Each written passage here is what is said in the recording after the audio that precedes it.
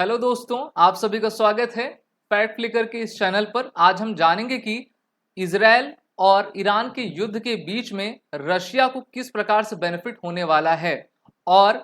Russia अपने power के माध्यम से मिडिल ईस्ट को अपने तरफ कैसे करेगा। हम सभी जानते हैं कि पुतिन माइंड गेम खेलने में सबसे आगे रहा करते हैं और अभी ईरान ने 13 अप्रैल की रात को इजराइल के ऊपर ताबड़तोड़ 300 से अधिक मिसाइल हमले किए थे। अब रशिया तैयार है अपने इस वॉर गेम को लेकर, जहां पर ये अपने इकोनॉमी को और अपने मिलिट्री को और भी स्ट्रेंथन करेगा, क्योंकि अमेरिका के द्वारा काफी सैंक्शंस रशिया के ऊपर आपके लगाए गए हैं। वहीं पर पिछले 2 सालों से रशिया वर्सेस यूक्रेन वॉर चल रहा है और अब रशिया चाहता है कि ईरान और इजराइल के बीच में जो संघर्ष चल रहा है उसके माध्यम से मैं इस युद्ध को खत्म करूं और यूक्रेन के ऊपर पूरी तरीके से कंट्रोल कर सकूं। वहीं पर वेस्टर्न मीडिया भी अब ये कहने लगी है कि रशिया की विक्ट्री पक्की है यूक्रेन के ऊपर, क्योंकि यूक्रेन की सेना और उनका जो आर्मी एसेट है वो पूरी तरीके से खत्म होता जा रहा है। सबसे बड़ी बात यह है कि यूरोपियन यूनियन और जो नाटो है वो इनइफेक्टिव होते जा रहे हैं यूक्रेन का युद्ध रोकने में, और अब रशिया चाहता है कि इन दोनों को कमजोर करते हुए हम यूरोप के ऊपर एक ऐसा हथौड़ा मारे जिससे कि यूरोप के साथ साथ अमेरिका को भी आपका प्रभावित किया जा सके। यूक्रेन पर हमला करने का सबसे बड़ा कारण आपका नाटो था, क्योंकि यूक्रेन के जो राष्ट्रपति जेलेंस्की हैं उनके द्वारा ये डिमांड की जा रही थी कि उनको आपका नाटो में शामिल किया जाए। लेकिन अमेरिका और यूरोपियन यूनियन की ये हिपोक्रेसी है कि उन्होंने फिनलैंड और स्वीडन को आपका शामिल करने पर अपनी सहमति तो जता दी है, लेकिन वो यूक्रेन को आगे नहीं ले रहे हैं। तो सबसे पहली विक्ट्री तो रशिया की आपकी ये हो गई कि उन्होंने यूक्रेन को नाटो में शामिल होने से रोक दिया। साथ ही साथ सबसे बड़ी विक्ट्री पुतिन की ये है कि अमेरिका के द्वारा जो आपके मिलिट्री एड आपके यूक्रेन को दिए जा रहे थे अब उस पर लगाम लगी है, क्योंकि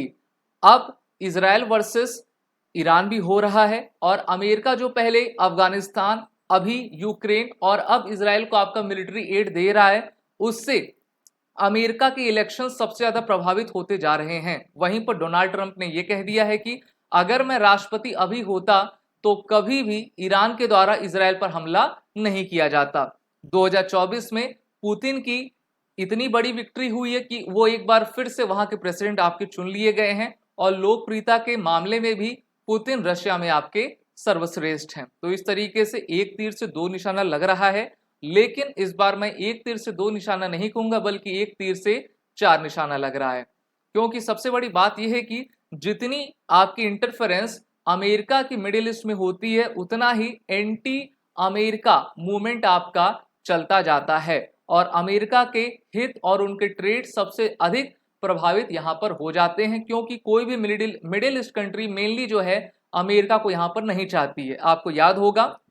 ट्रंप के शासनकाल पे अमेरिका के द्वारा जो है ईरान के जनरल को आपका मिसाइल अटैक में मार दिया गया था और उसके बाद से ही ईरान वर्सेस अमेरिका और अब ईरान वर्सेस इजराइल आपका चलता जा रहा है। नाटो भी काफी कमजोर है, क्योंकि नाटो में अगर आप मुख्यतः देखेंगे तो सबसे बड़ी सेना आपकी अमेरिका की है और इसको 1949 में अमेरिका ने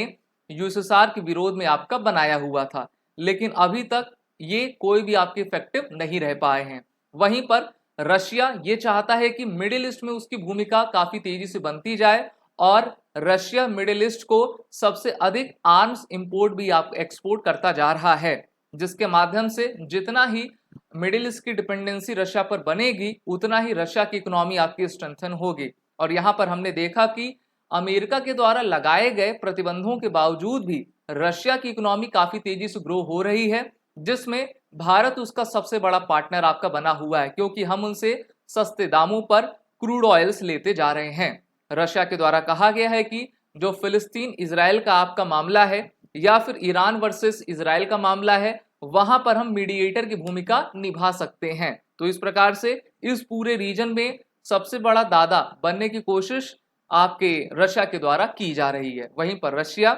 सऊदी को भी आपका साध रहा है कि किस प्रकार से सऊदी को अपने पाले में किया जा सके और एक बेहतर तरीके से हम अपना ग्रुपिंग आपका कर सकें। आप सभी जान रहे हो कि चाहे एससीओ हो या फिर ब्रिक्स हो, वहां पे भी काफी देश इस संगठन में शामिल होते जा रहे हैं। तो अब ये देखना होगा कि इन देशों के बीच में रशिया अपने बेनिफिट को कहां तक आगे ले जा पाएगा, क्योंकि ये लड़ाई है पूरे तरीके से अपने इंटरेस्ट की, और इस इंटरेस्ट में सभी चाहेंगे कि उनकी विजय हो, लेकिन अभी इसमें सबसे बड़ी भूमिका आपका रशिया निभा सकता है। अगर आपको वीडियो अच्छी लगी हो तो इसको लाइक शेयर जरूर करें, साथ ही साथ अपने इस फैक्ट फ्लिकर के चैनल को सब्सक्राइब करना ना भूलें।